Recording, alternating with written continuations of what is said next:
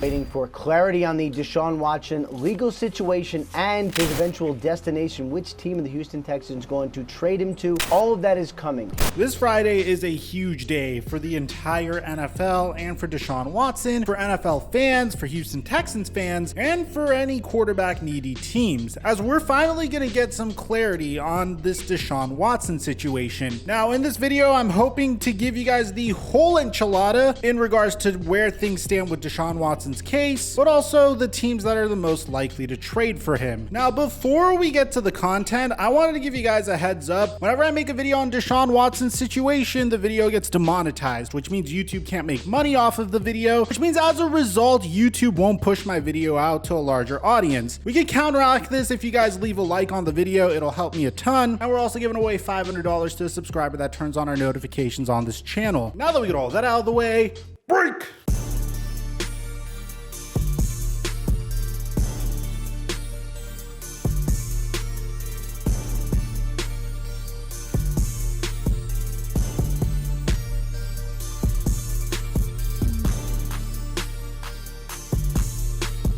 Mic check 1 2 1 2. What's going on, everybody? Let's start out with the Deshaun Watson case, shall we? The most up-to-date thing that we have in regards to Deshaun Watson's situation comes to us from both Rap Sheet and Adam Schefter. Adam Schefter has this remarkable article that fills us in on everything to do with Deshaun Watson. The title of the article is "The Grand Jury Will Hear Evidence in Friday in the Case Involving Houston Texans QB Deshaun Watson." It opens up by saying a grand jury will hear evidence Friday in the case involving the Houston Texans QB Deshaun Watson, and on the same day he will also face questions for the first time in at least some of his pending civil lawsuits. But here's the crazy part. Well, we actually are getting Deshaun Watson's actual strategy in regards to this. His attorney confirmed the timing of the criminal and civil proceedings to ESPN and added that he is going to instruct Deshaun Watson to assert his Fifth Amendment right to not incriminate himself during his testimony in the civil case Friday, given that he could be criminally charged that same day.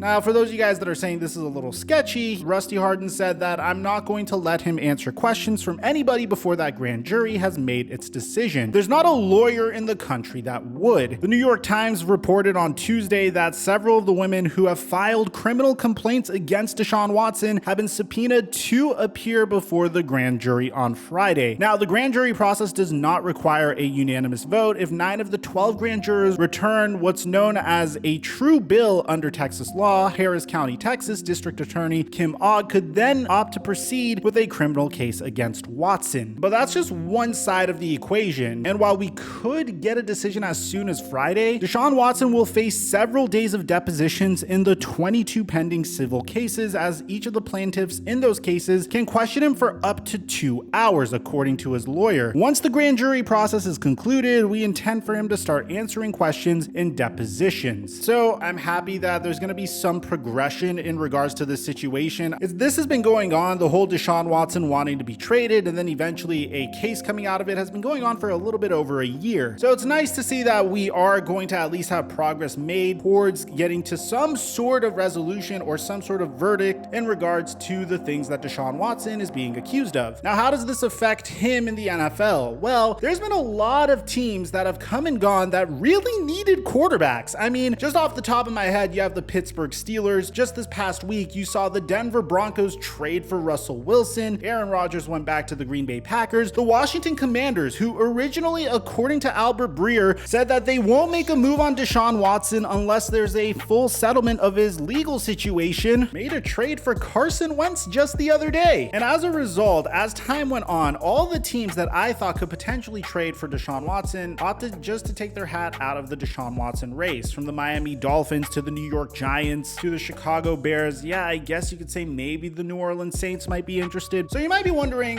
why are teams so impatient? Why would the Washington Commies settle for Carson Wentz as opposed to waiting for Deshaun Watson? Why are teams so quick to move on when there is a truly transcendent talent available to potentially be a franchise cornerstone or a franchise QB moving forward? Well, Adam Schefter retweeted a remarkable article called "The 33rd Team," and it explains why teams have been so weary about Watson, including the Miami Dolphins this past year, who originally had 3 first-round picks available to potentially trade for Watson until they inevitably pulled out. The article says that there are 4 criteria that have to be met for any team to pursue the QB. 1, a real chance of him going to jail has to be off the table. 2, the team must feel confident that he didn't do what he's accused of, or they need reason to be positive that it won't happen again. 3, the team has to obviously deal with the financial implications, and 4, the team must be able to deal with the PR implications of acquiring him. Now, the article then cites teams that are unlikely to be suitors, including the Indianapolis Colts, because they do have the cap room, but obviously they're in the same exact division as Deshaun Watson. And typically, I don't know if you've noticed, but whenever a really good quarterback gets traded, that team doesn't want him in the same conference as his old team. That's a huge reason why Russell Wilson got traded to the Denver Broncos as opposed to the Washington Commanders. They want to see this quarterback as little as possible. So the Colts are not going to happen. Despite them needing a QB, they're not going to get a transcendent QB that's in their own division. The Washington Commanders were in here, but obviously they traded for Carson Wentz. The Miami Dolphins recently took themselves out of the conversation and just reaffirmed their commitment to Tua and got him a head coach that would work with him. The New York Giants said that they will give Daniel Jones a season to prove himself under head coach Brian Daboll, and they're not going to make a move for another QB. They're going to try to put Jones in a position to succeed. The Tampa Bay Buccaneers need a quarterback, but they're in salary cap hell, and they're also clinging on to the hope that Tom Brady comes back. The Seattle Seahawks have a ton of ammunition as a result of the Russell Wilson trade, but the fact that they traded a really good QB and are a run-first team makes it unlikely that they'll go after a player that kind of resembles Russell Wilson's playstyle, although he is like 8 years younger than Russell Wilson. The Minnesota Vikings originally were rumored to be interested in him, but they're not in a good financial situation, and their new head coach Kevin O'Connell has worked with Kirk Cousins in Washington for 1 year, and he seems to really be excited about working with Kirk Cousins again. The Cleveland Browns are a possibility, and in my opinion are a sleeper in this situation if they want to move on from Baker Mayfield. And then there's the Houston Texans, who obviously Lovie Smith is going to do his best to try to keep Deshaun Watson there, but ultimately I feel like there's been so much bad blood over the past year that I think the differences are irreconcilable. The 2 teams that this article says is the most likely to trade for Deshaun Watson, which I agree with, is the second most likely team being the Carolina Panthers. The funny thing about the Panthers is they've invested so much capital in the quarterback position, but the fact is they need a quarterback. They have Sam Darnold. Apparently Christian McCaffrey is available in trade talks, which makes a lot of sense. He's been very injury prone recently, so he would be a good piece to throw in to potentially sweeten the deal. He's not the type of player that you could trade for a first-round pick straight up, so it would make sense to include a player like Christian McCaffrey in such a trade. Maybe a couple of future first-round picks. They had a pretty solid defense this past year, although unfortunately due to injuries they weren't able to fulfill their potential. And then ultimately we are left with the articles and honestly my team that I think is the most likely to acquire Deshaun Watson. That's the Philadelphia Eagles. The Philadelphia Eagles have a tremendous amount of picks. They have Miami's first from the trade up with Jalen Waddle. They have the Colts first from the Carson Wentz trade, and the article states that they can create the cap room, perhaps not as easily as other teams, but they have the capital to do it. They will, however, want to restructure Watson's deal a little bit, so the short-term cap numbers are a little bit lower. The Eagles are a team that are used to taking swings. I mean, they signed Michael Vick when he was coming out of a very bad legal situation that Deshaun Watson is often compared to, and this is a team that's been taking swings at QBs for the past decade plus. You look at Michael Vick, then after that they went and drafted Carson Wentz. When they weren't happy with Carson Wentz, they drafted Jalen Hurts with a second-round pick. It doesn't seem like they're excited about Jalen Hurts, although statistically he looks good, and yes, they made it to the playoffs with Jalen Hurts. Clearly Deshaun Watson is a talent that isn't typically available. I know we're seeing trades left and right. I know we're seeing players like Russell Wilson being traded, and Aaron Rodgers was in trade rumors this past year, and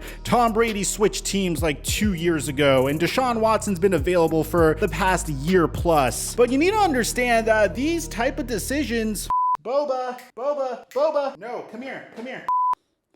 And I lost my train of thought. But But you need to realize that really good quarterbacks and the ability to get a solid or above average or even transcendent or guaranteed Pro Bowl QB isn't an opportunity that is available too often. Typically, when a team has a franchise QB, they are going to be unwilling to part with him. And when they are willing to part with him, he's usually in his early to mid 30s, like Matthew Stafford was, or Russell Wilson was. Or hell, in the case of Tom Brady, the man was literally in his early 40s. What I'm trying to say is, you don't often see an opportunity where a quarterback is available in his prime that's a bona fide Pro Bowler like Deshaun Watson. Obviously, there's risks that come with that. But I personally come from a philosophy where you need to take these types of risks if you want to win Super Bowls. So if there is a team that is willing to overlook any of those 4 points I said earlier, and they're willing to bet on Deshaun Watson being able to make it back, yeah, it's reckless. Yeah, you could potentially lose your job if you're wrong, but man, you could potentially make out like a bandit if you're right, and you could set up your team for years to come. I'm assuming the team that trades for Deshaun Watson isn't going to need a quarterback for another 8 to 10 years minimum, barring some crazy injury. Let me know in the comment section down below what you guys think about all this, man. Aside from that, I'm your boy Mike. I'm dropping our mic until our next upload.